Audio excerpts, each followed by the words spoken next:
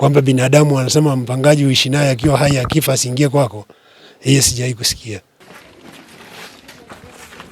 Hali ya sintofahamu imetokea katika mtaa wa Muriet, kata ya Sokonuani katika mkoa wa Arusha, baada ya mama mwenye nyumba kuzuia mwili wa Rajabu Mohamed aliyekuwa mpangaji wake kuingia katika chumba alichokuwa amekipanga kwa madai ya kwamba mila zao haziruhusu, jambo lililopelekea msiba kuombewa kwa jirani kwa ajili ya kusafirishwa kuelekea katika eneo la Kondoa mkoani Dodoma. Nikamwambia mimi kwa kwangu haiwezekani kabisa. Ngoja. Mimi naitwa Hassan Saidi. Naona alifariki ni nani? Alifariki ni mtoto wa kakaangu mimi. Kilichotokea nini? Huyu bwana alikuwa anaumwa. Baada ya kuumwa akawa ameenda hospitali. Kufika hospitali akawa amefariki. Kufariki, mwenye nyumba akapewa taarifa kwamba mpangaji wako amefariki. Alichosema yeye kwamba maiti hiyo sitaki ifike kwangu. Naona ikabidi tuombee kwa jirani hiyo maiti mpaka dakika hii kwa jirani, na maana mwenye nyumba kamfukuza mpangaji wake ambaye ni marehemu. Marehemu alikuwa anaishi na nani hapa? Hapa alikuwa anaishi na rafiki zake ambao ndio waliochukua hiyo maiti na mke na watoto watatu. Mke bado yuko kwenye hiyo nyumba ya kupanga? Hapana. Tumeshamtoa kule, yuko kwa manani mahali marehemu alikofiki tulipomweka. Yeye alisemaje kwamba kwa nini hataki mwili uwe hapa? Sababu hatujajua. Yeye alichosema tu yeye kwamba haitakiwi marehemu afike kwake. Baada ya hapo nasikia alikuja tena sasa huko kwa jirani alikuja kwenye msiba huko tulikoweka msiba. Tulichofanya ni kumtoa na sisi huko aondoke arudi zake, kwa sababu tayari watu walishapaniki kilichokuwa kinaendelea. Ina maana tukaona itafikia mahala labda watu wanaweza kufanyaje, wakachukua uamuzi wa kufanyaje, kumpiga. Tukaona bora aondoke, tumtoe aondoke. Niliongoza kumtimua kweli, bora aondoke kuliko kukaa naye, kwa sababu ikitokea sintofahamu watu wakafanya tukio hapa, ina maana ingekuwa tena ni kitu kingine. Hapa tunasubiria watu, kwa sababu tayari watu tunasafirisha maiti kwenda Kondoa. Kwa hiyo hapa tayari watu tunachofanya hapa ni kusubiriana tuondoe mwili wetu hapa, tuondoke peleke Kondoa kwenda. Tumeumia sana, kila mmoja ameumia. Sio mimi peke yangu. Wote waliokuja hapa waliohudhuria msiba, kila mtu analalamika. Naitwa Ramadhani Omar. Kilichotokea bwana, huyu jamaa alipataga ajali akavunjika mguu. Baada ya kuvunjika mguu, sasa hawakuangalia sehemu za juu za kwenye kibofu cha mkojo kama ameumia. Kwa hiyo kumevimba kwa ndani. Sasa baada ya kupigwa x-ray akaambiwa apigwe operation. Kwa hiyo leo asubuhi alikuwa ametoka kwenda hospitali kupigwa operation. Sasa alipofika kule naona ni pressure labda imepanda au imeshuka, hatujajua. Akawa amefariki. Sasa tulipokuja huko alipokuwa anaishi, yule mama ametuma message kwenye simu ya mama moja. Nikaletewa nikiwa nje.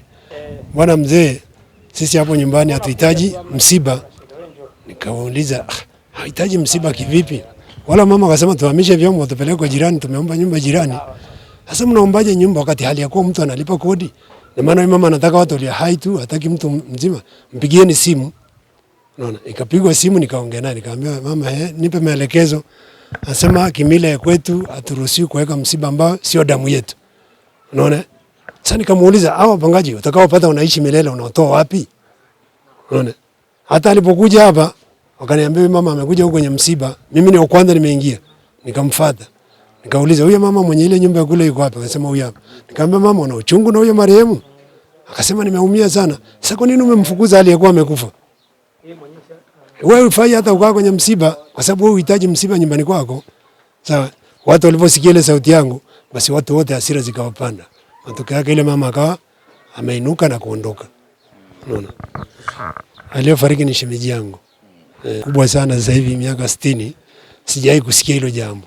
Kwamba binadamu wanasema mpangaji uishi naye akiwa hai akifa asiingie kwako. Hiyo sijai kusikia. Yaani ni kitu ambacho kimenipelekea pressure, kwanza kuleta maumivu kwenye moyo, kutukumbusha mambo ambayo hayaingii. Maana hapo unatukumbusha tena na mambo ya ushirikina. Kwa sababu unapokataza maiti isiingie ndani, kuna sababu gani? Hata kama ni hiyo mila gani ambayo inakataa maiti? Na nyie lengo la kutaka mwili uingie ndani ilikuwa nini?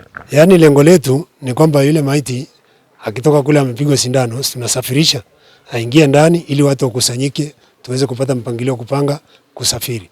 Kwa sababu hatuwezi kusema tu tutoke kule hospitali tuondoke, lazima mkae sehemu mkusanyike. Sasa tumepiga hesabu pa kukusanyika ni pale anapoishi, sababu ana mke na watoto.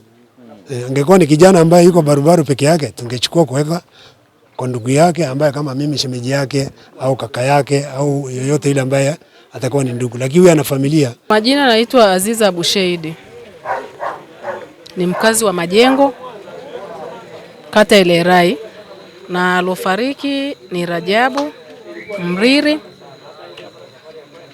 anaishi eneo la Murombo. Tumemuomba na kumbembeleza, amegoma katu. Sababu za msingi tumeomba tueleze, hakuna. Labda Rajabu alishaikuwa mgomvi? Hapana. Rajabu ana matatizo, labda anadaiwa kodi? Hapana. Rajabu labda ana shida na majirani au na watu wa eneo hili? Hapana. Ana sababu za msingi. Alichosema yeye hataki marehemu aingie katika nyumba yake. Ni kweli tumemfukuza kwa sababu sio kwamba hatakuwa na sehemu ya kumpeleka Rajabu. Ana ndugu zake wazaliwa wa kutosha, wengi sana, na majumba kifahari, kama mojawapo ni hili hapa tuliomuingiza. Lakini tulisema Rajabu ana nyumbani kwake, ana mahali anakoishi na familia yake. Hatuwezi kumtenga akiwa ni mtu alikuwa na familia yake na mke wake. Kwa hiyo tumefuata matakwa ya mke wake na heshima ya mke wake. Baada ya kunyimwa hapo, hatakuwa na budi, ndo tukachagua sehemu nyingine ya kumleta Rajabu katika nyumba ya baba yetu Alibantu ambaye anaishi Majengo, na nyumba yake nyingine ni kama hii hapa. Mke wa marehemu amesema kuwa mume wake hakuwa na shida na mwenye nyumba na wala hakuwa anadaiwa kodi, lakini walishangaa kitendo cha kuzuiwa mwili kuwekwa katika eneo alilokuwa akiishi. Taanza kulipa. Hajatuambia kama taanza kulipa. Hatukuongea na chochote. Lakini uamuzi wake umetokana na nini? Nyinyi mnahisi umetokana na nini? Ni milao tu ameniambia. Amekwambia wewe? Alikutumia message kama mke. Kuambiaje? Kuniambia kwamba dini nani yenyewe mila yao ni hairuhusu kuingiza maiti ndani. Haina shida. Hawezi kukataa. Hili tukio limekushangaza kwa namna gani? Nimechukulia tu sawa, haina shida. Tunaishi tu vizuri, hamna shida yote. Unaitwa nani labda? Naitwa Manalha. Ambaye ni nani? Ashura. Mkewe Rajabu ambaye amefariki.